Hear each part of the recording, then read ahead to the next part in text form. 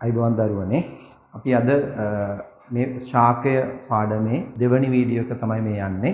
අපි පළවෙනි වීඩියෝ එකෙන් කතා කළා ශාකයක ශාක වර්ගීකරණය ඊට අමතරව ශාක වර්ගීකරණය යටතේ ද්විබීජපත්‍රී ශාක ගැන ද්විබීජපත්‍රී ශාකයක ලක්ෂණ ගැන කතා කරලා අපි ශාක පත්‍රය ගැන කතා කරන්න පටන් ගත්තා.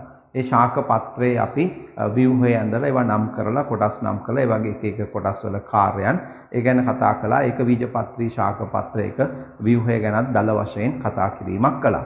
මම ඊට පස්සේ ඔයගොල්ලන්ට ගිය වීඩියෝ එකකින් පොඩි වැඩක් දුන්නා. ඒ තමයි ඒක බීජපත්‍රී ශාක පත්‍රයකයි ද්විබීජපත්‍රී ශාක පත්‍රයකයි වෙනස්කම් ලියන්න කියලා. දැන් ඔයගොල්ලෝ බලන්න මේ ලියපු වෙනස්කම් හරිද කියලා. මම හිතනවා ඔයගොල්ලෝ වගුවක් හදාගෙන මේ වෙනකොට ඒක ලියලා ඇති කියලා. ඒක ලියලා තියෙනවා නම් අඩුපාඩු හදාගන්න අඩුපාඩු තියන අයට හදන්න පුළුවන්. මම මේ වගුව නැවතත් මම මෙහෙම අඳිනවා. ඔයගොල්ලන්ට දකින්න පුළුවන් මේ විදිහට. මම මේ පැත්තේ ලියන්නම් ද්විබීජපත්‍රී ශාක පත්‍රය. ද්විබීජ පත්‍රය. මෙතන ලියනවා ඒක බීජ පත්‍රය. එතකොට මේ වගේ ඉස්සෙල්ලාම ඔයගොල්ලන්ට දැන් බාහිර වෙනස්කම් ලියලා ඊට පස්සේ අපි අභ්‍යන්තර ගැන ලියන්න පුළුවන්. එතකොට මම මෙතන බෝඩ් එකේ ලියන්න යන්නේ නැහැ. ඔයගොල්ලෝ මම මේ වීඩියෝ එක කතා කරනකොට ඔයගොල්ලෝ අහගෙන ලියා ගන්න ඕනේ. එතකොට පළවෙනි එක තමයි අපිට ලියන්න පුළුවන් ද්විබීජ පත්‍රේ නම් අපිට ලියන්න පුළුවන් කෙටි පළල් පත්‍ර කියලා. එතකොට කෙටි පළල් පත්‍ර තමයි මේගොල්ලන්ගේ විදිහ බැලුවොත් මේගොල්ලන්ට තියෙන්නේ සිහින් දිගටි පත්‍ර. ඒ පළවෙනි වෙනස. දෙවෙනි වෙනස තමයි මේගොල්ලන්ගේ බාහිරින් බලද්දී අපිට පේනවා මේගොල්ලන්ගේ නාරටි ස්වභාවය මේගොල්ලන්ට තියෙන්නේ දැලක් ලෙස විහිදුණු නාරටි අපි එකට කියනවා ජාලාභ නාරටි ජාලාභ නාරටි වින්‍යාසයක් ඇත. මේගොල්ලන්ගෙන් ඕන සමාන්තර නාරටි වින්‍යාසයක් ඇත. ඒ දෙවෙනි වෙනස්කම විදිහට අපි කතා කළා.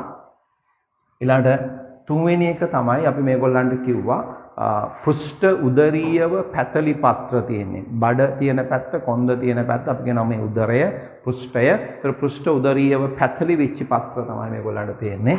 අපි ඒකට ලියන්න පුළුවන් පෘෂ්ඨ උදරීයව පැතලි වූ පත්‍ර තියෙන්නේ. අනිත් පැත්තේ ලියනවා අපි සම ද්විපාර්ශ්වික පත්‍ර තියෙන්නේ. කියන්නේ සමාන කොටස් දෙකක් හරියටම එක ඉරකින් බෙදුවොත් සමාන කොටස් දෙකකට කැඩෙන පත්‍ර තමයි මේගොල්ලන්ට තියෙන්නේ. අපි ඒවට කියනවා සමද්විපාර්ශ්වික පත්‍ර කියලා. හතරවෙනි එක තමයි අපිට ගන්න පුළුවන් හතරවෙනි වෙනස්කම විදිහට ගන්න පුළුවන් මේකේ අපිට තව එකක් එක දැන් ව්‍යුහය ගත්තොත් එහෙම අපිට ගන්න පුළුවන් පත්‍ර මධ්‍ය බෙදිලා තියෙනවා ඉනි මෘදුස්තරය සහ සවිවර මෘදුස්තරය ලෙස කොටස් දෙකකට. ඒතර පත්‍ර මධ්‍ය ඉනි සහ සවිවර ලෙස බෙදී ඇත. මේ පැත්තේ හතරවෙනි එකටම කෙලින් ලියන්න පුළුවන් පත්‍ර මධ්‍ය ඉනි සහ සවිවර ලෙස බෙදී නැත. මේකේ නෝන බෙදී නැත. මේගොල්ලන්ගේ පත්‍ර මධ්‍ය ඉනි සහ සවිවර ලෙස බෙදී ඇත. ඒ හතරවෙනි වෙනස්කම. පස්වෙනි වෙනස්කම තමයි මේගොල්ලන්ගේ ගත්තොත් එහෙම පාලක සෛල බෝංචි ඇට හැඩයක් තියෙන පාලක සෛල තමයි තියෙන්නේ. පාලක සෛල බෝංචි ඇට හැඩති පාලක සෛල තියෙන්නේ. අපි මේ පැත්තේ ලියනවා පාලක සෛල ඩම්බෙල් හැඩති. ඩම්බෙල් හැඩති පාලක සෛල තමයි මේගොල්ලන්ගේ දකින්න ලැබෙන්නේ. ඒතර ඕගොල්ලන්ට මෙන්න මේ වෙනස්කම් බලන්න ඕගොල්ලෝ ලියලා තියනවාද කියලා. ඒතර මේවා ලියලා තියෙනවා නම් ඕගොල්ලෝ හරි. ඒතර ද්විබීජපත්‍රී ශාක පත්‍රයයි ඒකබීජපත්‍රී ශාක පත්‍රය අතර වෙනස්කම් ඕගොල්ලෝ දැන් ලියලා තියෙනවා. ඒ ටික පැහැදිලි. ඊට අමතරව පත්‍රයේ තව පොඩි කොටසක් මම කතා කරන්නම්. ඒ තමයි ඉනි මෘදුස්තරයයි සවිවර මෘදුස්තරයයි අතර වෙනස්කම්. අපි ටක් ගාලා නැවතත් වගුවක් ගහගමු. ඕගොල්ලන්ගේ පිටුව නැවත කොටස් දෙකකට මේ විදිහටම බෙදා ගන්න. ඉනි මෘදුස්තරය සහ සවිවර මෘදුස්තරය කියලා.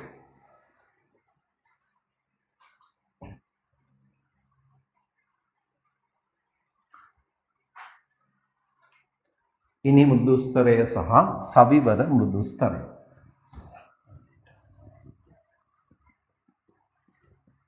ඉනි මෘදුස්තරය මේ පැත්තේ සවිවර මෘදුස්තරය. right. අපි දැන් මේකේ වෙනස්කමුත් කතා කරන්න ඕන. අපි ගිය සතියේ කතා කළා මේකේ ගිය වීඩියෝ එකෙන් මේකේ කොහොමද වෙනස්කම් කියලා. ඉනිසයිල අපිට ලියන්න පුළුවන්. මේගොල්ලන්ගේ හැඩය ගත්තොත් ඉනිසයිල ලියන්න සිහින් දිගැටි සෛල වෙයි. සිහින් දිගැටි සෛල වෙයි. ඒගොල්ලෝ සිහින් දිගැටි සෛල තමයි මේගොල්ලන්ගේ ඉනිසයිල. සවිවර සෛල ලෙස ලියන්න පුළුවන් මේ පැත්තේ ගෝලාකාර සෛල වෙයි. ඒ පළවෙනි එක. එතකොට මේගොල්ලන්ගේ ඉනිමුදුස්තරය ගත්තොත් සෛල දික් අතට සකස් වෙලා තියෙනවා. මේම සෛල සිරස්ව දික් අතට සකස් වී ඇත. මේ පැත්තේ සෛල සාමාන්‍ය ලෙස ඇසිරී ඇත.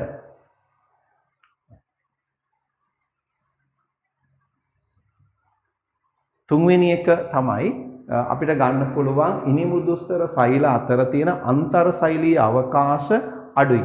දැන් අන්තර් සෛලීය අවකාශ අඩුයි. අන්තර් සෛලීය අවකාශ අඩුයි. මේ පැත්තේ ලියන්න අන්තර් සෛලීය අවකාශ වැඩි. සවිවර මුදුස්තරේ අන්තර් සෛලීය අවකාශ වැඩි. හතරවෙනි වෙනස තමයි ඉනි සෛල වල ගත්තොත් ඔයගලට මම ගිය සුමානේ මේක ඇඳලා හිටම් පෙන්නවා. මේ තියෙන ඉනි සෛලයක් නම් මේකේ රික්තකයක් කොහොම තියෙනවා. මේගොල්ලන්ගේ හරිත ලව ප්ලාස්ම පටලයට සමාන්තරව සකස් වෙලා තියෙනවා. අරගොල්ලන්ගේ හරිත ලව අක්‍රමවත්ව විසිරීලා තියෙනවා සෛල ප්ලාස්මය තුල. එහෙනම් අපි ලියාගමු හතරවෙනි එක විදියට හරිත ලව ප්ලාස්ම පටලයට සමාන්තරව සකස් වී ඇත. හරිත ලව ප්ලාස්ම පටලයට සමාන්තරව සකස් වී ඇත. අනිත් පැත්තේ හරිත ලව සෛල ප්ලාස්මය පුරා අක්‍රමවත්ව විසිරී ඇත. හරිත ලව සෛල ප්ලාස්මය පුරා අක්‍රමවත්ව විසිරී ඇත. එමනම් ඔන්න සංසන්දන කීපයකුත් අපි කතා කළා. ඒක බීජ ද්වි බීජ ඒ වගේම ඉනි මුදුස්තරය සවිවර මුදුස්තරය ඒ ගැන කතා කරලා එන ශාක පත්‍රය කියන කොටස මම අවසන් කරනවා මෙතනින්. ඊට පස්සේ අපිට කතා කරන්න තියෙන්නේ පත්‍රය ඉවරුනහම ශාක කඳ ගැන. එතකොට මාතෘකාවක් ඔයගොල්ලෝ ලියා ගන්න ද්විබීජ පත්‍රී ශාක කඳ. ද්විබීජ පත්‍රී ශාක කඳ.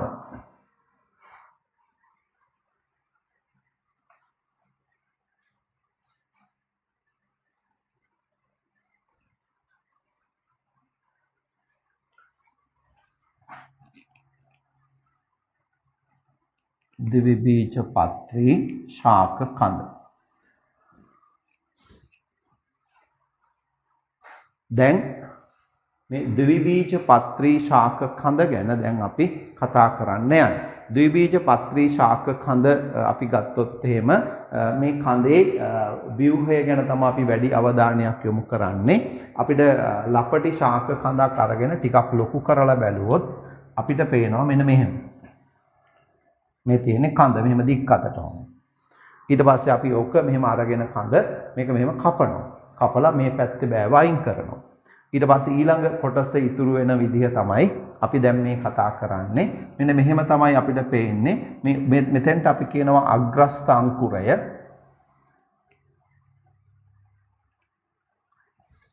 ඔය අග්‍රස්ත අංකුරය ගත්තාම නැත්නම් අපි ඒකට අග්‍රස්ත අංකුරයේ තියෙනවා අග්‍රස්ත විභාජකය. වඩා හොඳයි අග්‍රස්ත විභාජකය කියලා අපි ලිව්වොත්. අග්‍රස්ත විභාජකය විභාජක පටක වලට අයිති වෙන්නේ. අපි පටක පාඩමේදී ඒක ගැන කතා කළා. මේ අග්‍රස්ත විභාජකය නැත්නම් අග්‍රස්ත අංකුරයේ තමයි අග්‍රස්ත විභාජකය තියෙන්නේ. ඒක හිරු රශ්මියට විනාශ වෙන්න පුළුවන් නිසා ඒක වහගෙන ආරක්ෂා කරගෙන ඉන්නවා ලපටි පත්‍ර වලින්. එතකොට මේ තියෙන්නේ ලපටි පත්‍ර. ඔයගොල්ලන්ට කඳක ඌමනාවෙන් බැලුවොත් එහෙම මේ ලපටි පත්‍ර වලින් මෙහෙම වැහිලා තමයි මේ කොටස තියෙන්නේ. එක ළඟ පත්‍ර ඇවිල්ලා ඒ විදිහට වැහිලා තියෙනවා. එතකොට මේ තියෙන්නේ ලපටි පත්‍ර. ලපටි පත්‍ර වලින් තමයි මේ අග්‍රස්ත විභාජකය වහගෙන තියාගෙන ඉන්නේ. ඊට පස්සේ මෙහෙම පල්ලහැට එනවා මේ විභාජකයෙන් සෛල බෙදි අලුතෙන් සෛල පහළට නිකුත් කරමින් මේක ඉහළට වර්ධනය වෙනවා. ඒතර වර්ධනය වෙන්න තමයි විභාජකයේ දායක වෙන්නේ. විභාජකයෙන් කරන්නේ අලුතෙන් සෛල නිකුත් කරන එක. හොඳින් අහගෙන ඉන්න. ඊට පස්සේ මේ පහළට එන සෛල ගත්තොත් මෙන්න මේ හරිය සෛල ගත්තොත් කිසිදු දෙයකට වෙන් වෙලා නැහැ. විශේෂිත කාර්යයක් කරන්න හැඩ ගැහිලා නැහැ. ඒතකොට විශේෂිත කාර්යයක් කරන්න හැඩ ගැහිලා නැති සෛල ටිකක් තමයි මේ උඩම හරියේ තියෙන්නේ. මෙන්න මේ හරිය. ඒ නිසා මේ හරියෙන් අපි ශාක කඳ කපලා හරස්කඩ අන්වීක්ෂයකට දාලා බැලුවොත් අපිට නිකම්ම මෙහෙම පේනවා රවුමක් විතරක්. මේ අවට වටේ තියෙන සෛල නම් මේකට ආරක්ෂාව සපයන්න පොඩ්ඩක් හැඩ ගැහිලා තියෙනවා. මැද සෛල කිසිදු දෙයකට බෙදිලා නැහැ. එතකොට අපි මේ කඳ අරන් තියෙන මම මෙතන A කියලා ගමු. A හරහා නැත්නම් A dash කියලා ගමු. A හරහා ගත්තොත් කඳක ව්‍යුහය තමයි මේ තියෙන්නේ. එතකොට අපිට පේන්නේ අපිචර්මය විතරයි. අපිචර්මය කියන කොටස තියෙනවා. ඇතුළත ඒව මොනවටවත් බෙදිලා නැහැ. හැබැයි ටිකක් පල්ලහැට එනකොට මේ කට්ටිය මේ හරියේ මැද තියෙන සෛල විවිධ කාර්යයන් කරන්න හැඩ ගැහෙනවා. ඒගොල්ලෝ බාර ගන්නවා මම මෙන්න මේ වැඩේ කරන්නම්. මම මේ වැඩේ කරන්නම් කියලා මේ සෛල බාර ගන්නවා. ඒතර මේ සෛල බාරගත්තාම එක කට්ටියක් ඉන්නවා මෙන්න මේ මැද හරියට වෙන කට්ටිය මෙන්න මේ හැම දැන් පල්ලහැට එනවම ඉන්නේ මේ තියෙන බාරගත්තු අය මේ විදිහට මේගොල්ලෝ බාර අරන් තියෙනවා මම ජලය ගෙන යන්නම් කියලා. ඒතර මේ ජලය ගෙන යන්නම් කියන කට්ටිය තමයි මේ මෙහෙම බාරගත්තු අය මෙම් කපද්දි එක සෙට් එකක්. තව කැපිලා ගිය කෑල්ලට ඉන්නවා එහෙම බාරගත්තු අය ජලය ගෙන යන්නම් කියලා. ඒතර ජලය ගෙන යන්නම් කියලා බාරගත්තු කට්ටිය තමයි මේ පැත්තෙත් ඉන්නවා. එතකොට ওই විදිහට මේ තියෙන්නේ ටික. මේකට අපි කියන්නේ සෛලමය කියලා. ඒතර මුලින්ම ඇතිවෙච්ච සෛලමය නිසා අපි මේකට කියනවා ප්‍රාථමික සෛලමය කියලා. ප්‍රාථමික සෛලමය. ඒතර එයා ජලය ගෙන යනවා ශක්තිමත් බවකුත් මෙයා ඇති කරනවා. ඊට පස්සේ මේ ප්‍රාථමික සෛලමයට එතකොට ප්‍රාථමික සෛලමය මේ දෙපැත්තෙම තියෙන්නේ.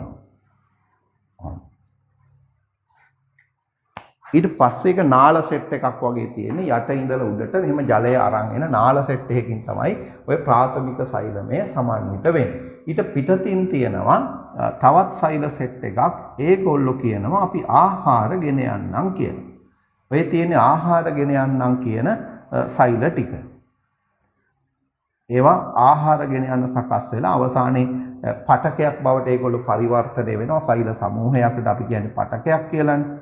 එතකොට මේ තියෙන මේ පටකය මේ පැත්තෙත් ඔහොමම තියෙනවා එකිනෙකට සම්බන්ධ වෙලා විදියට. එතකොට මෙන්න මේකට අපි කියනවා මුලින්ම ඇතිවිච්ච ඒ ආහාර ගෙන යන්න දායක වුණු සෛල අපි ඒකට කියන්නේ ප්‍රාථමික ෆ්ලෝයමය කියලා.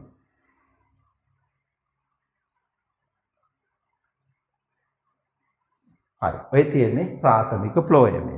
ඊට පස්සේ මෙන්න මේ හරියය මේ කොටසේ කට්ටිය මේකට මෙහා පැත්තෙන් තියෙන කට්ටිය හැඩ ගැහෙනවා අපි ජලය සංචිත කරගන්නම් ආහාර සංචිත කරගන්නම් ඒ විදිහට හැදෙන කොටසක් තියෙනවා.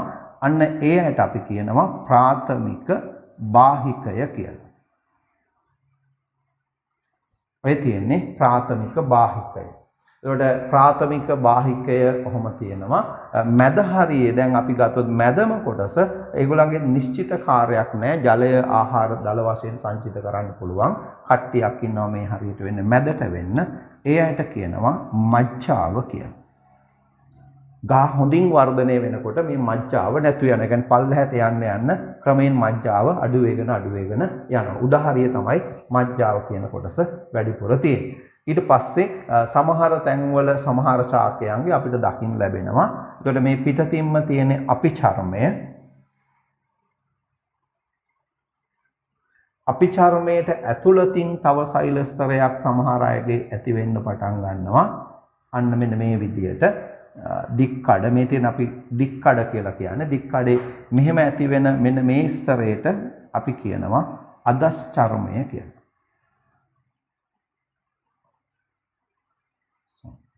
එතකොට ඔය තියෙන්නේ ශාක කඳක දික්කඩ මොන ශාක කඳකද ද්විබීජපත්‍රී ශාක කඳක දික්කඩ.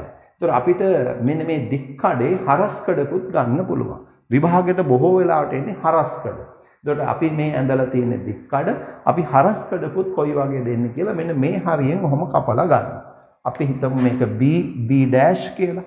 මෙන්න මේ හරියෙන් ඔහොම කපලා ගත්තොත් ඒක පේන විදිහ අපි අඳින්නයි යන්නේ. දැන් ඒක පේන විදිහ උවමනාවෙන් බලන්න. දැන් ඔන්න දික්කඩ මම පෙන්නුවා. ඊට පස්සේ හරස්කඩ අඳින්න ඕන. ඔයගොල්ලෝ හොඳින් බලාගෙන ඉන්න. මේක අඳින විදිය මම ඇඳයින් පස්සේ ඔයගලන්ට වෙලාව දෙන්නම් මේක ඇඳ ගන්න. එතකොට මේකෙදි අපිට ඉස්සෙල්ලාම අඳින්නවා දැන් මෙහෙම ගහ හරස්කඩ කපුවම බොහෝලට රවුමක් විදිහටනේ පේන්නේ. ඒකට මේ විදිහට අපිට රවුමට පේනවා.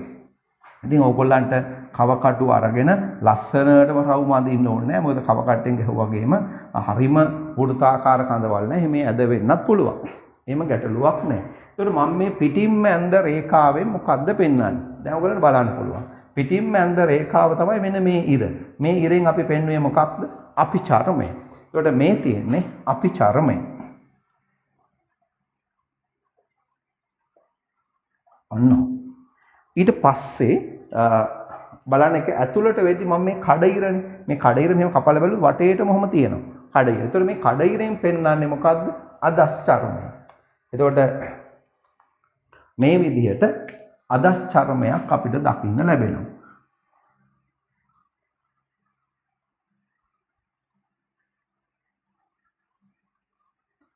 මේක මං කඩිරකින් ඇඳට මේක කඩ විදිහට නෙමෙයි තියෙන්නේ. එක දිගට තියෙන පටකයක්. අදස්චර්මය. එතකොට මේ තියෙන්නේ අදස්චර්මය. හරි. ඊට පස්සේ මට කියන්න අදස්චර්මය නෙමෙයි තියෙන්නේ. අදස්චර්මයෙන් ඇතුළත තියෙන කොටස මොනවද? බාහිකය. මොන බාහිකයද? ප්‍රාථමික බාහිකය. එතකොට මෙන්න මේ හරිය තමයි ප්‍රාථමික බාහිකය. එතකොට මම ඒක නම් කරනවා මෙන්න මේ හරිය. ප්‍රාථමික බාහිකය. ප්‍රාථමික බාහිකය තුල තමයි මෙන්න මේ ප්‍රාථමික සෛලමය ප්‍රාථමික ෆ්ලෝයමේ තිබුණේ. හැබැයි සමහර ශාකවල අපිට දකින්න ලැබෙනවා තව සෛල ස්තරයක්. මේක අදස්චර්මයේ මෙන්න මේ විදිහට තව තනි සෛල ස්තරයක් තියෙනවා. ඒකට අපි කියන්නේ අන්තස්චර්මය කියලා. මේ තියෙන අන්තස්චර්මය කියලා සෛල ස්තරයක් අපිට දකින්න පුළුවන්. මේ තියෙන අපි ඒවා ගැන සවිස්තරව පස්සේ කතා කරනවා. දැනට රූපේ මොනවද මේ අන්තස්චර්මය? ඒවා මොනවද කියලා අපි කතා කරනවා. එතකන් අපිට ඇඳ ගන්නයි ඕන. අන්තස්චර්මය. අන්තස්චර්මයට ඇතුළතින් තවත් පටකයක් තියෙනවා. ඒකට අපි කියන්නේ පරිචක්‍රය කියලා.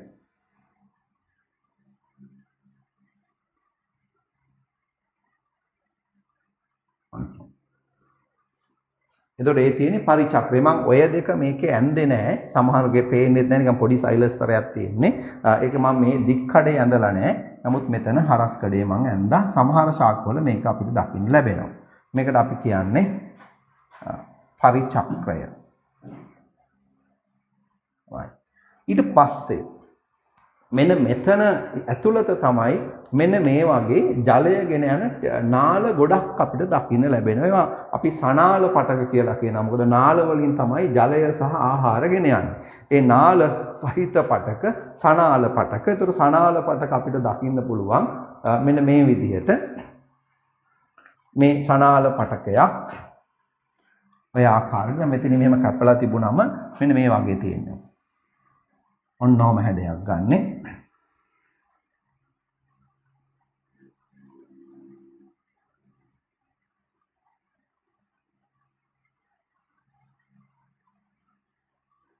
ඔන්න ඔය වගේ හැඩයක් ගන්න සනාල පටක තියෙනවා. මේකේ අපි මෙන්න මේ කළු පාටින් ඇඳලා තියෙන කොටස ජලය සහ ඛනිජ ගෙන යන කොටස මෙන්න මේ හරිය.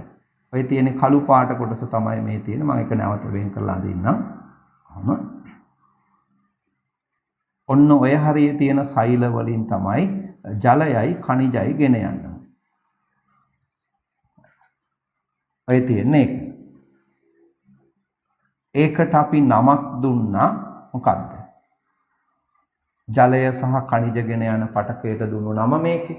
ඒකට අපි කිව්වේ මෙන්න මේක මේ තියෙන මෙන්න මේකට අපි කිව්වේ ප්‍රාථමික සෛලමය. එතකොට මේ තියෙන්නේ ප්‍රාථමික සෛලමය.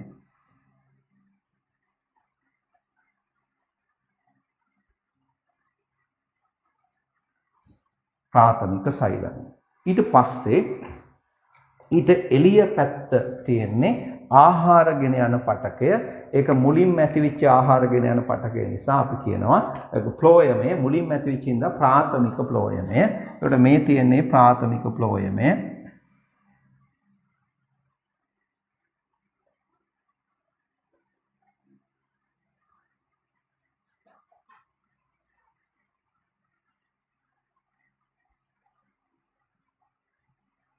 ඔය තියෙන්නේ ප්‍රාථමික ප්ලෝයමය.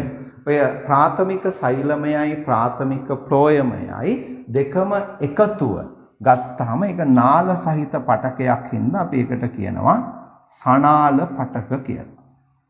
ඔය තියෙන්නේ සනාල පටකයක්. ඒතකොට සනාල පටකය සමන්විත වෙනවා ප්‍රාථමික සෛලමය ප්‍රාථමික ප්ලෝයමය.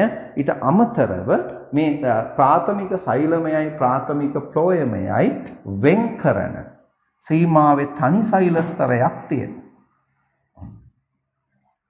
මෙන්න මේ තනි සෛල ස්තරය මේ සනාල කලාපයේ ඇතුළත විතරක් පිහිටන තනි සෛල ස්තරය මේ හරිය නෑ. ඒ නිසා අපි සනාල කලාපයේ ඇතුළත විතරක් තියෙන නිසා මේකට කියනවා අන්තක් කලාපීය කැම්බියම කියලා. අන්තක් කලාපීය කැම්බියම. එහෙනම් සනාල කලාපයට මෙන්න මේ කොටසත් අයිති වෙන්න පුළුවන්. අන්තක් කලාපීය කැම්බියමත් මේ සනාල කලාපය සනාල පටක තුලමයි අපිට දකින්න ලැබෙන්නේ. ඒතර ප්‍රාථමික සෛලමය ප්‍රාථමික ප්ලෝයමය ඒක ඇතුලේ තියෙනවා මොකක්ද? අපිට මේක දෙක නැතුව ගන්න පුළුවන්. අන්තක් කලාපීය කැම්බියම. ඒ ටික පැහැදිලි. ඊට පස්සේ ඔයගලන්ට මේ සනාල කලාප වලින් ඇතුළත ප්‍රදේශය අපි ඔයගලන්ට කිව්වා ඒ හරියට කියන්නේ මජ්ජාව කියලා. ඒතර මේ තියෙන්නේ මජ්ජාව. ඒතර අපි මෙන්න මේ හරිය නම් කරනවා මජ්ජාව කියලා. ඊළඟට මේ මජ්ජාව ඔයගලන්ට පැහැදිලි වෙනවා මේ සනාල කලාප අතරින් මෙහෙම විහිදෙනවා මේ. හරි කිරණ විහිදෙනවා වගේ. මෙහෙම. ක්‍රැස් විහිදෙනවා වගේ කොහොම මේ අතරින් විහිදෙනවා. එතකොට මේ මජ්ජාවේ තියෙනවා සනාල කලාප දෙකක් අතර තියෙන මජ්ජාව කොටසට කියනවා මජ්ජා කිරණ කියලා. මේ තියෙන්නේ මජ්ජා කිරණ.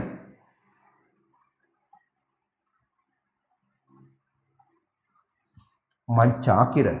එහෙනම් දැන් හරි. ඔය තියෙන්නේ ශාක ද්විබීජ පත්‍රී ශාක කඳක හරස්කඩ. ද්විබීජ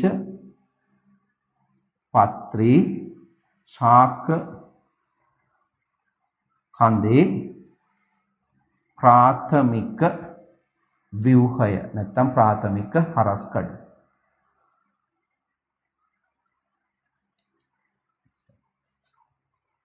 ප්‍රාථමික ව්‍යුහය නිරූපණය කරන හරස්කඩ. දැන් ඔයගොල්ලන්ට පැහැදිලි මේක මේ තියෙන ශාක කඳක් අපි ගත්තා. ඒ කඳ දික්කතට කපපුවම තමයි මේ තියෙන්නේ. ඒතකොට ශාක කඳේ දික්කඩ තමයි මේ තියෙන්නේ.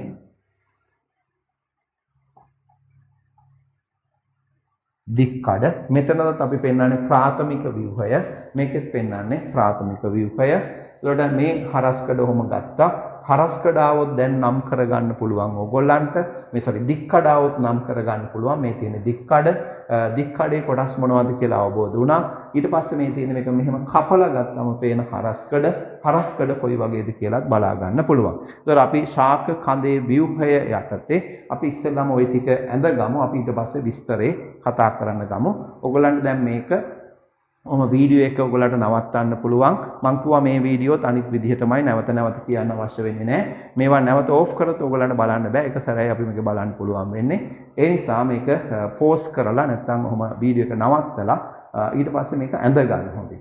ඇඳගෙන ඉවරලා ප්ලේ කරන්න. ඔයගොල්ලන්ට මම මේ ඇඳ ගන්නත් එක්ක වෙලාව දීලා තමයි ඔය අපි පැය දෙකක කාලය සැලසුම් කරලා තියෙන්නේ. වීඩියෝ එක දිගට ප්ලේ වුණොත් සමහරවිට පැය දෙකට වඩා අඩුවෙන් මේක ඉවර වෙනවා. නමුත් අපි ලෑස්ති කරලා තියෙන ඔයගොල්ලන්ට මේ පැය දෙකක කාලය තුලදී මේක ඇඳලා ඒ සේරමත් කරලා ඉවර කරන්න විදියට සාමාන්‍ය පන්තියක් කරන ආකාරයටම. ඒ නිසා දැන් ඔයගොල්ලන්ට පුළුවන් මේ වීඩියෝ එක නවත්තලා ඊට පස්සේ මේක ඇඳගෙන යන්න.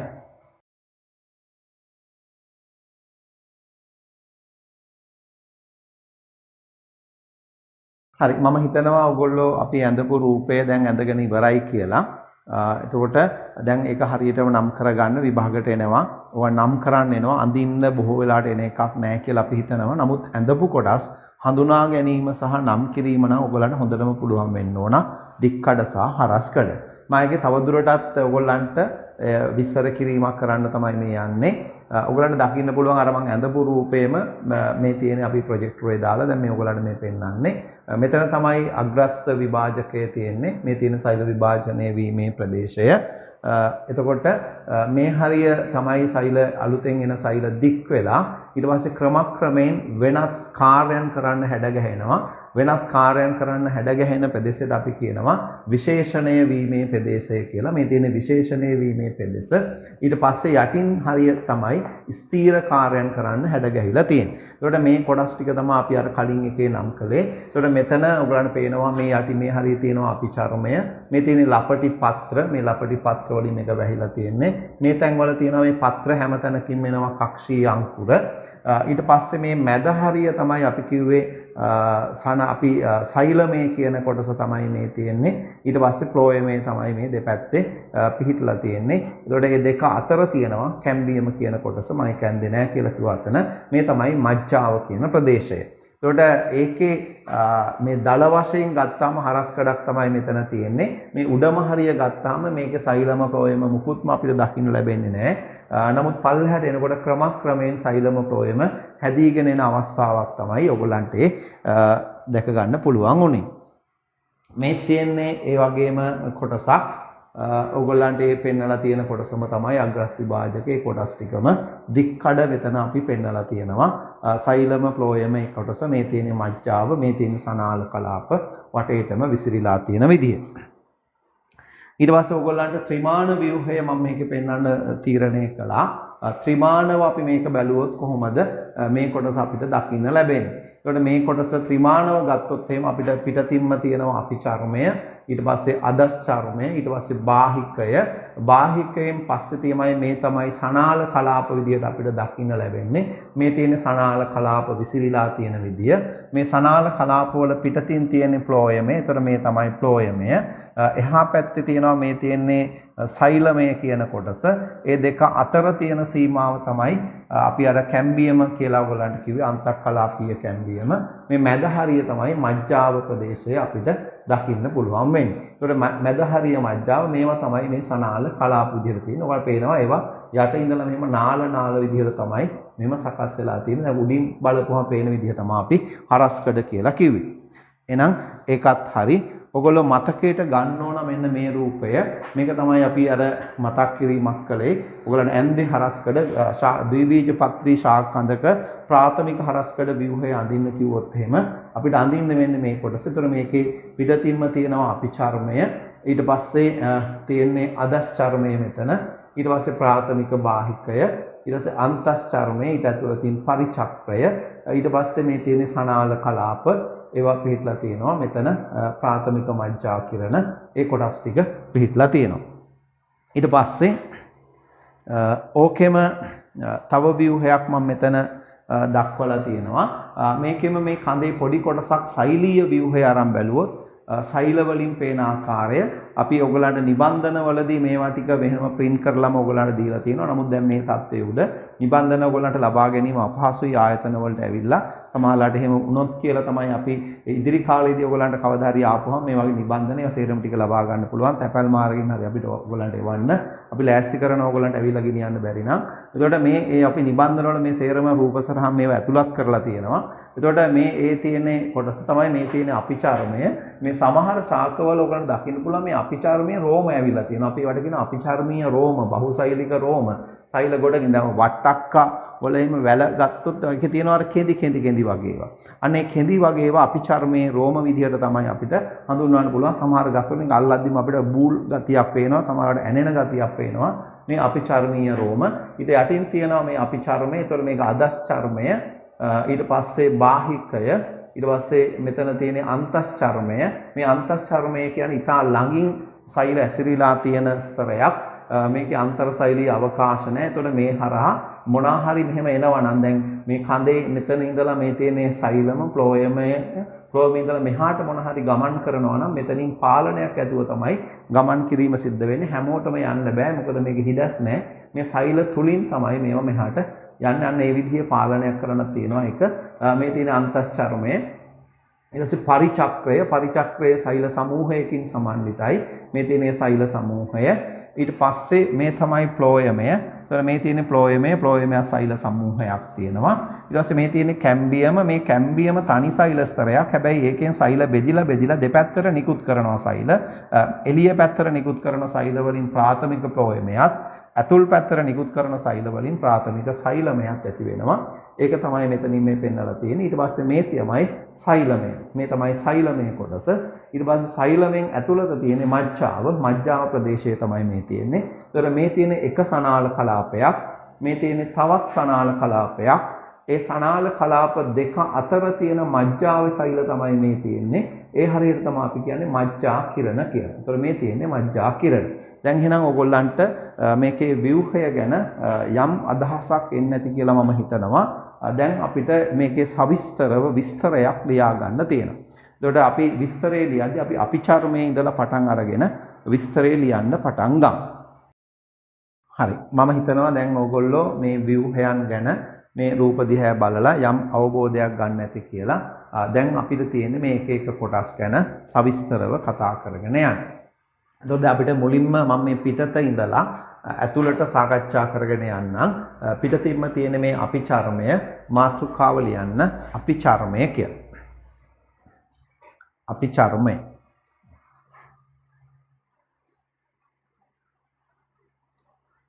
alright. අපිට අபிචර්මයේ යටතේ කරුණු ලියමු.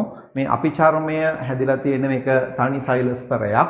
මේ තනි සෛල ස්තරය එකිනෙකට ළඟින් තමයි ඇසිරීලා තියෙන්නේ. අන්තර් සෛලීය අවකාශ නැහැ. අපි චර්මයේ යටතේ පිහිටමු ලියාගමු. පළවෙනි කරුණ පිටතින්ම පිහිටන තනි සෛල ස්තරයයි. පිටතින්ම පිහිටන තනි සෛල ස්තරයයි. ඊළඟ කරුණ සෛල අතර අන්තර් සෛලීය අවකාශ නැත. සෛල අතර අන්තර් සෛලීය අවකාශ නැත.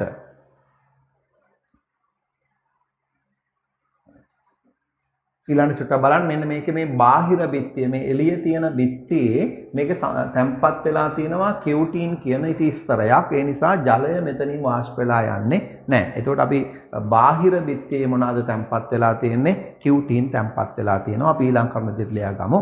සෛලවල බාහිරයට පිහිටන බිත්තියේ සෛලවල බාහිරයට පිහිටන බිත්තියේ කියුටින් නම් ඉති තැම්පත් වී ඇත. කියුටින් නම් ඉති තැම්පත් වී ඇත. මේ නිසා ජලය බාහිරයට පිටවීම වළක්වයි. මේ නිසා ජලය බාහිරයට පිටවීම වළක්වයි. right. ඊළඟට මේකේ අපි ඇඳලා නැති වුණාට ඔයගොල්ලෝ දන්නවා ශාක පත්‍රවල තියෙනවා පූටිකා පාලක සෛල. ඒ පත්‍රවල තියෙනවා වගේම මේ කඳෙත් තියෙන්න පුළුවන් ලපටි කඳේ මේ අபிචර්මයේ තුල පූටිකා පාලක සෛල තියෙන්න පුළුවන්. අපි ඒකත් ලියාගමු. මෙහි පූටිකා සහ පාලක සෛල දැකිය හැක. මෙහි පූටිකා සහ පාලක සෛල දැකිය හැක. ඊළඟ කරුණ විදියට ලියන්න. ඊළඟ කරුණට යන්න. අபிචර්මයෙන් බාහිරයට විහිදුණු බහුසෛලික රෝම සමහර ශාකයන්ගේ දැකිය හැක. බහුසෛලික රෝම සමහර ශාකයන්ගේ දැකිය හැක. හරි. එහෙනම් අபிචර්මයේ ව්‍යුහය ගැන ඔන්න කතා කළා. ඊට පස්සේ කාර්ය කියලා ලියන්න පොඩියට අபிචර්මයේ යටතේ කාර්ය මොනවද මේකේ කාර්යයන්? 1 පළවෙනි කාර්ය අංක 1 අභ්‍යන්තර කොටස් වියලීමෙන් ආරක්ෂා කිරීම. අභ්‍යන්තර කොටස් වියලීමෙන් ආරක්ෂා කිරීම. 2 අභ්‍යන්තර කොටස් ශුද්‍රජීවීන්ගෙන් ආරක්ෂා කිරීම. අභ්‍යන්තර කොටස් ශුද්‍ර ජීවීන්ගෙන් ආරක්ෂා කිරීම. ඇයි එහෙම වෙන්නේ? ඔයගොල්ලෝ බලන්න මේ පැත්තේ දැන් මෙතන මේ අන්තර්ශෛලීය අවකාශ නැති නිසා ශුද්‍ර ජීවීන්ට ඇතුළට එන්න විදියක් නැහැ. ඒ නිසා ශුද්‍ර ජීවීන්ගෙන් ආරක්ෂා වෙනවා. QT නිසා වියලීමෙන් ආරක්ෂා වෙනවා. සමහරවිට මේ ඇතිල්ලීම් වැනි යාන්ත්‍රික උපද්‍රව වලින් දැන් අපේ වුණත් මෙතන මේ හැම ගත්තොත් එහෙම හැම වියලිලා තියෙන නිසා අපි මෙහෙම ඇතුළු වුණාට අපිට රිදෙන්නේ නැහැ. හැම නැති තැනක් ගත්තොත් එහෙම අපිට හැම නැති තැනකට අපි කියන්නේ තුවාලයක් කියලා. ඒතර මේ තුවාලය ඇතුළුවොත් එහෙම අපිට රිදෙනවා. අන්න ඒ වගේ තත්ත්වයක් තමයි මෙතනත් තියෙන්නේ. එහෙනම් මේ අපිචර්මය මගින් මේ යාන්ත්‍රිකවත් මේ ඇතිල්ලීම් වගේ යාන්ත්‍රිකයේ වගේනුත් මේ ශාකය ආරක්ෂා කරනවා. ලියන්න ඊළඟ එක විදිහට යාන්ත්‍රිකව ශාකය ආරක්ෂා කිරීම. නැත්නම් යාන්ත්‍රික හානි වලින් ශාකය ආරක්ෂා කිරීම. right. ඊට අමතරව තව කාර්යයක් මෙයා කරනවා. ඒ තමයි අපි දන්නවා මේ කඳට මේ හරිය සෛල වලට ශ්වසනයට අවශ්‍ය වෙනව මොනවද? ඔක්සිජන්. ඒ වගේම ශ්වසනයෙන් නිපද වෙනවා කාබන් ඩයොක්සයිඩ්. ඒවා පිට කරන්න ඕන. සමහරවිට ප්‍රභා සංශ්ලේෂණය කරනවා නම් කාබන් ඩයොක්සයිඩ් ඕන වෙනවා. එතකොට ඔක්සිජන් නිපද වෙනවා. ඒතකොට අන්නේ වායු හුවමාරුවක් සිදු වෙන්න ඕන. වායු හුවමාරුව සිදු වෙන්න මේකේ පිහිටලා තියෙනවා මොනවද? පූටිකා. ඒතකොට මේ පූටිකා හරහා තමයි වායු හුවමාරුව සිදු වෙන්නේ. එහෙනම් අපි ඒක කාර්යයක් විදිහට ලියන්න පුළුවන් අපි චර්මයේ ලියන්න වායු හුවමාරුව සිදු කිරීම. වායු හුවමාරුව සිදු කිරීම. හරි. එහෙමනම් දැන් අපි චර්මය කියන කොටස ඉවරයි. අපි චර්මය ඉවර වුණාම ඊළඟට තියෙන්නේ මොකක්ද? ඊළඟට ඇතුළතින් තියෙන සෛල සමූහය. මෙන්න මේ සෛල සෙට් එකට අපි කියන්නේ මොකක් කියලාද? අදස් චර්මය කියලා. ඔය තියෙන්නේ අදස් චර්මය. එහෙනම් මාතෘකාව ලියන්න අදස් චර්මය. අදස් චර්මය.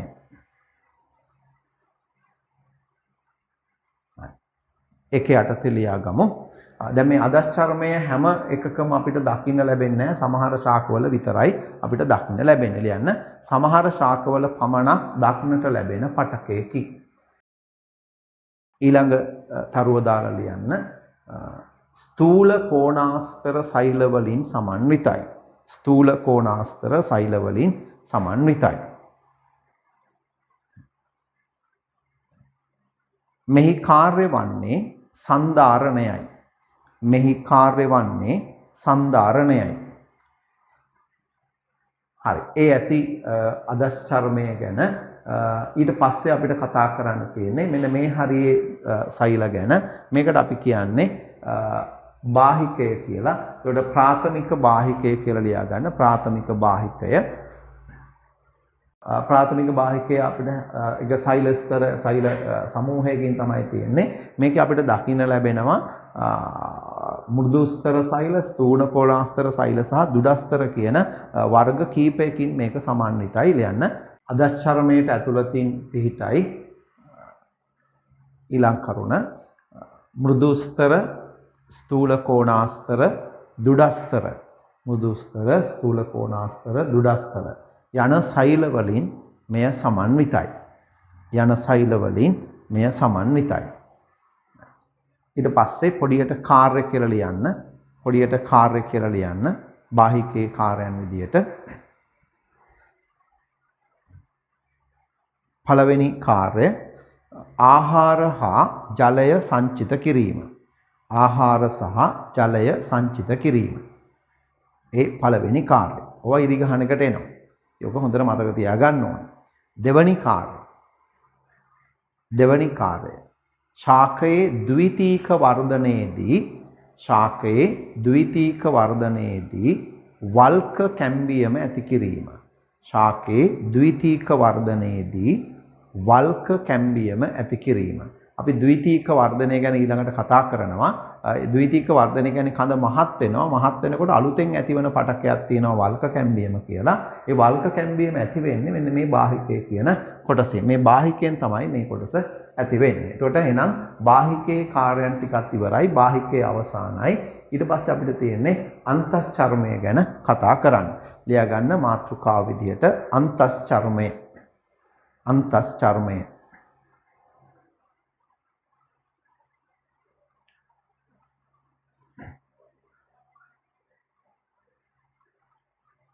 ඒක යටතේ ලියා ගමු.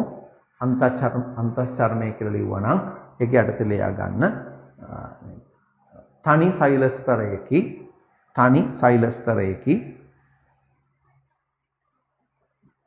අන්තර් සෛලීය අවකාශ නැත ඇතැම් ශාකවල පමණක් ඇත ඊට පස්සේ කාර්ය කියලා ලියන්න පොඩියට කාර්යයන් දෙකක් තියෙනවා එක අභ්‍යන්තර කොටස් ආරක්ෂා කිරීම දෙක ද්‍රව්‍ය හුවමාරුව පාලනය කිරීම නැත්නම් ද්‍රව්‍ය ගමනය පාලනය කිරීම. එතනින් එහාට මෙහාට ද්‍රව්‍ය යන එක යම් තාක් දුරකට පාලනය කරනවා මේක තුලින් ද්‍රව්‍ය ගමන පාලනය කිරීම. ඊට පස්සේ ඊළඟට තියෙන කොටස තමයි මේ තියෙන්නේ. ඔයගලට පැහැදිලි වෙනවා මේ තියෙන කොටස. ඒ තමයි මොකක්ද? පරිචක්‍රය. අනුමාතෘකාව විදිහට ලියන්න පරිචක්‍රය.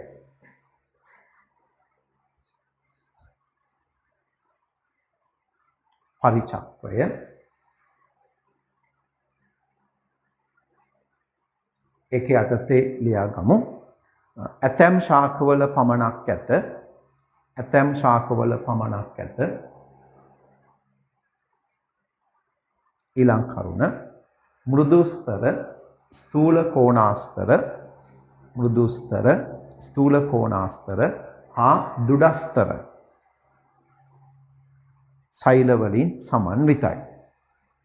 සෛල වලින් සමන්විතයි. හරි. ඒකේ නිශ්චිත කාර්යයක් හඳුනාගෙන නැහැ. ඒ නිසා නිශ්චිත කාර්යයක් අපිට ලියන්න ඕනේ නැහැ. ඊළඟ කොටසට යමු.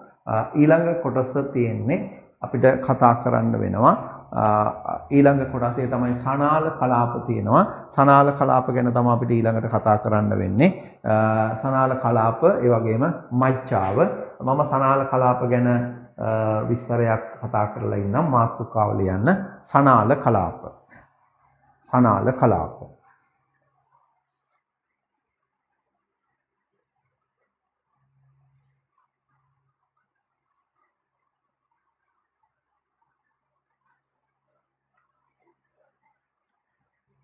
right ඒක යටතේ ලියා ගමු. සෛලම ප්ලෝයම ලෙස හඳුන්වන නාල සහිත පටක වලින් සමන්විත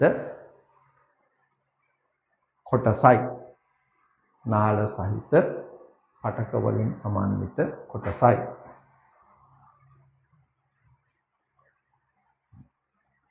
ඊළඟ කරුණ එම සනාල කලාප කඳ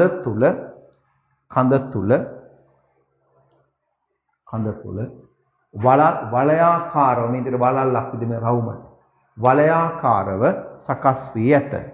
කඳ තුල වලයාකාරව සකස් වී ඇත.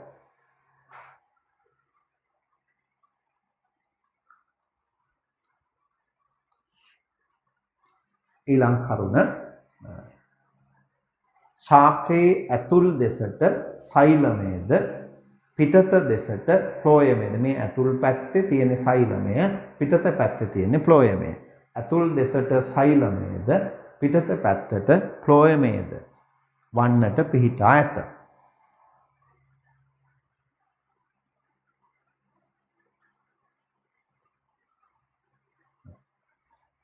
ඊළඟ කරුණ සෛලම සහ ෆ්ලෝයම දෙක අතර අන්තක් කලාපීය කැම්බියම නම් සෛලම ෆ්ලෝයම කලාප දෙක අතර අන්තක් කලාපීය කැම්බියම නම් විභාජක පටකයක් ඇත. අන්තක් කලාපීය කැම්බියම නම් විභාජක පටකයක් ඇත.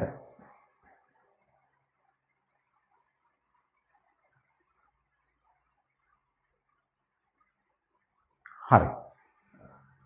ඊළඟට මේ සෛලම සහ ප්ලෝයම එකිනෙකට සම්බන්ධ වෙලා තියෙන. දැන් මුලේ නම් තියෙන්නේ වෙන වෙනම. සෛලමේ වෙනම තියෙනවා, ප්ලෝයමේ වෙනම තියෙනවා. හැබැයි මේක එහෙම නෙමෙයි. සෛලමයයි ප්ලෝයමයි එකිනෙකට සම්බන්ධ වෙලා තියෙන්නේ. සම්බන්ධ වෙලා තියෙන නිසා අපි ඒවට කියනවා සංගත කලාප විදියට පවතින කියලා. අපි ඊළඟ කරුණ ලෙස ලියා ගමු.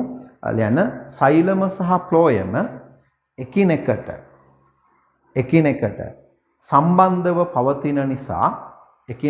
සම්බන්ධව පවතින නිසා සංගත කලාප ලෙස හඳුන්වයි.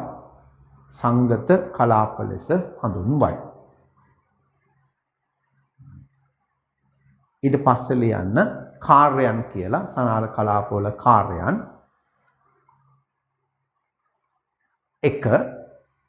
එක සෛලමය මගින් ජලය සහ khනිජ පරිවහණය සිදු කිරීම. ජලය සහ khනිජ පරිවහණය සිදු කිරීම. ජලය khනිජ පොළව ඉඳලා මුලේ ඉඳලා කඳ දක්වා අරන් යන්නේ සෛලමය ප්ලෝයමය මගින්. ඒක. දෙක දෙවනි කාර්යය. සෛලමය මගින් සන්ධාරණය සැපයීම. සෛලමය මගින් සන්ධාරණය සැපයීම. ශාක කඳ කෙලින් තියාගෙන ශක්තිමත්ව ඉන්න එකට තමයි සන්ධාරණය කියන්නේ. දරාගෙන සිටින එකේ සන්ධාරණ හැකියාව තියෙන්නේ සෛලමයට.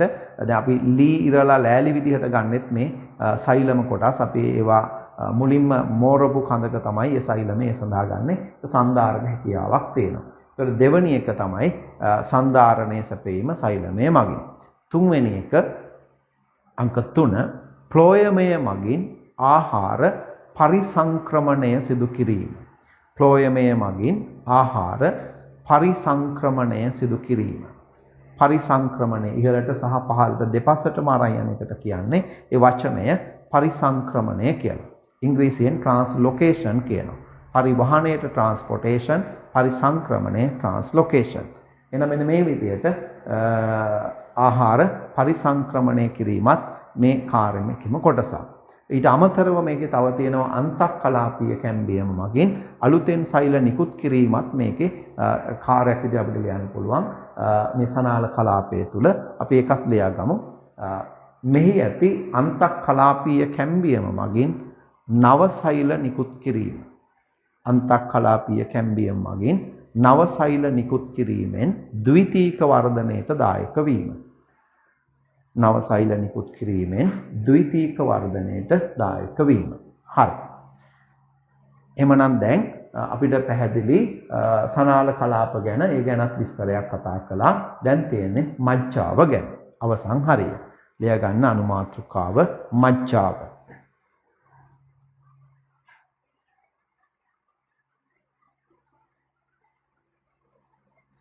හරි. එතකොට මජ්ජාව යටතේ අපි විස්තර කරමු. මජ්ජාව ඇතුළේ ලියන්න සනාල කලාප පිහිටා ඇති ප්‍රදේශයයි මෘදු ස්තර සෛල වලින් සමන්විතයි. මෘදු ස්තර සෛල වලින් සමන්විතයි. මේක සමන්විත වෙන්නේ මෘදු ස්තර සෛල වලින්. ඊළඟ කරුණ විදිහට ලියන්න සනාල කලාප දෙකක් අතර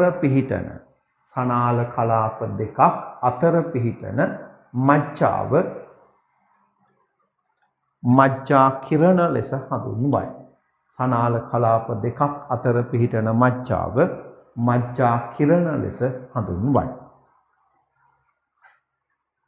ඊට පස්සේ ඔයගොල්ලෝ ලියන්න කාර්යයන් කියලා පොඩියට මජ්ජාවේ කාර්යයන්. 1 ජලය සහ ආහාර සංචිත කිරීම.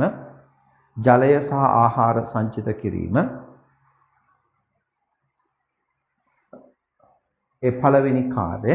දෙවැනි කාර්යය තමයි මේක ඇති වෙන්නේ ද්විතීක වර්ධනයේදී. මෙන්න මේ මජ්ජා කිරණ ප්‍රදේශයෙන් හට ගන්නවා විභාජක පටකයක්. අපි ඒකට කියන්නේ අන්තර්කලාපීය කැම්බියම. මේක මම ද්විතීක වර්ධනයේ උගන්වනකොට සවිස්තරව කරනවා.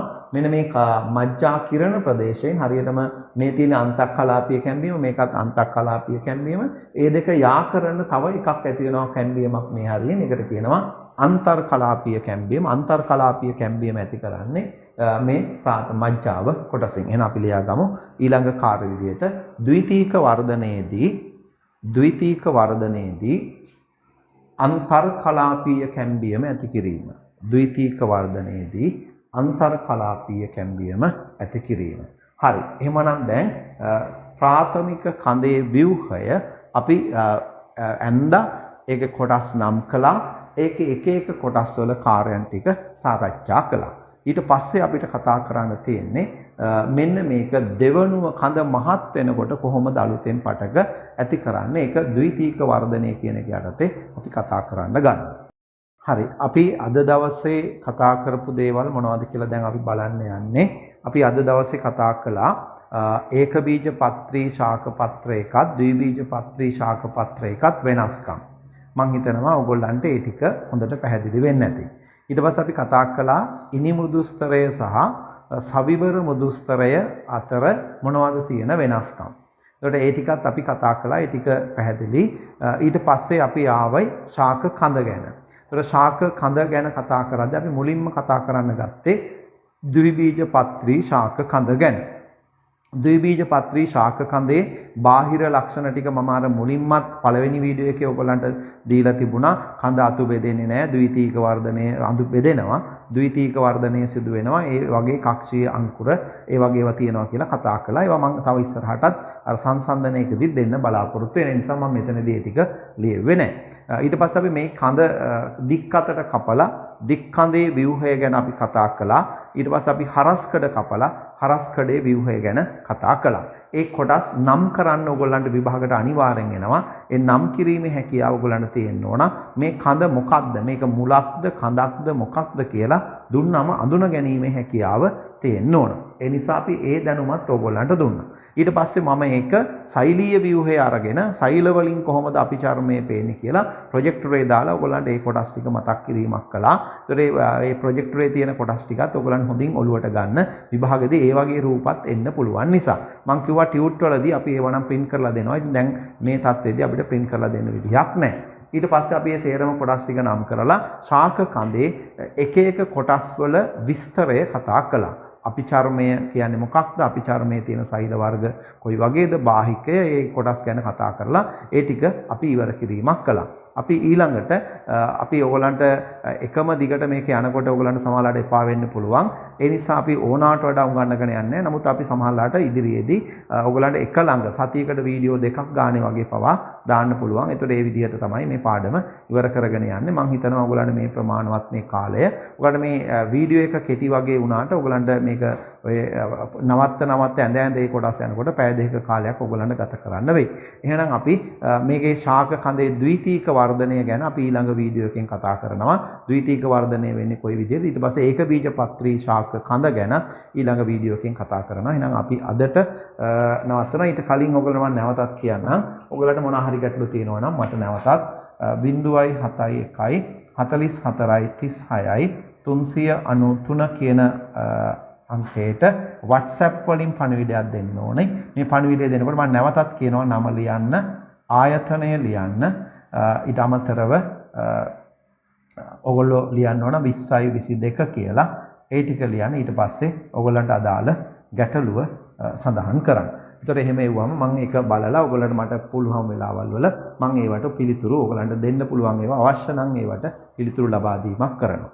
right අපි එහෙමනම් අපි ඊළඟ වීඩියෝ එකේදී නැවත හමු වෙමු. හැමෝටම ආයුබෝවන්.